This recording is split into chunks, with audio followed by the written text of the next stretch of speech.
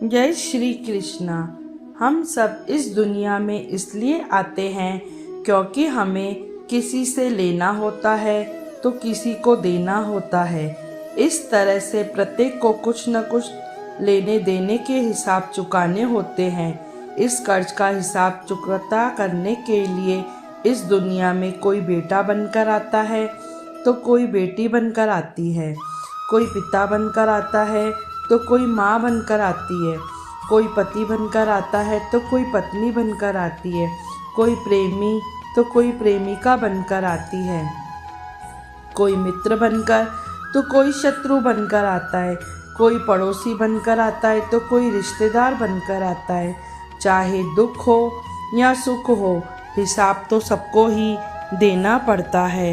यही तो प्रकृति का नियम है। इस पर एक प्रसंग याद आ रहा है। एक सेठ जी बहुत ही दयालु थे, धर्म कर्म में यकीन करते थे। उनके पास जो भी व्यक्ति उधार मांगने आता था उसे मना नहीं करते थे। सेठ जी मुनीम को बुलाते, जो उधार मांगने वाला व्यक्ति होता उससे पूछते ही, भाई तुम उधार कब लौटाओगे, इस जन्म में या फिर अगले जन्म में। जो लोग ईमानदार होते थे कहते थे, सेठ जी हम तो इसी जन्म में आपका कर्ज चुकता कर देंगे। और कुछ लोग तो जो ज़्यादा चालाक व बेईमान होते थे कहते थे, सेठ जी हम आपका कर्ज अगले जन्म में उतारेंगे। और अपनी चालाकी पे वे मन ही मन खुश होते थे कि क्या मूर्ख सेठ है, अगले जन्म में उधार वापसी की उम्मीद लगाए बैठा है। ऐसे लोग मुनीम से पहले ही कह देते थे कि अपना कर्ज अगले जन्म में लौटाएंगे। और मुनीम भी कभी किसी से कुछ पूछता नहीं था। जो जैसा कह देता मुनीम वैसा ही लिख देता। एक दिन एक चोर भी सेठ जी के पास उधार मांगने पहुंचा। उसे भी मालूम था कि सेठ अगले जन्म तक के लिए रकम उधार दे देता है। हालांकि उसका मकसद उधार लेने से अधिक सेठ की तिजोरी को देखना था। चोर ने सेठ से कुछ रुपए उधार मांगे। सेठ ने मुनीम को बुलाकर उधार देने को कहा। मुनीम ने चोर से पूछा, भाई इस जन्म में लौटाओगे या अगले जन्म में। चोर ने कहा, मुनीम जी मैं यह रकम अगले जन्म में लौटाऊंगा। मुनीम ने तिजोरी खोलकर पैसे उसे दे दिए। चोर ने भी तिजोरी देख ली और तय कर लिया कि इस मूर्ख सेठ की तिजोरी आज रात में उड़ा दूंगा।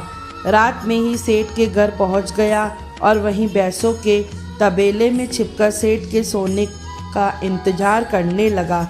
अचानक चोर ने सुना कि भैंस आपस में बातें कर रही थी और वह चोर भैंसों की भाषा ठीक से समझ पा रहा था।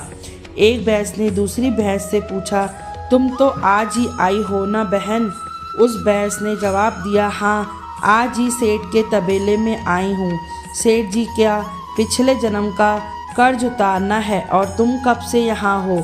उस भैंस ने पलटकर पूछा तो पहले वाली भैंस ने बताया, मुझे तो 3 साल हो गए हैं बहन, मैंने सेठ जी से कर्ज लिया था, यह कहकर कि अगले जन्म में लौटाऊंगी। सेठ से उधार लेने के बाद जब मेरी मृत्यु हो गई तो मैं भैंस बन गई और सेठ के तबेले में चली आई हूँ। अब दूध देकर उसका कर्ज उतार रही हूँ।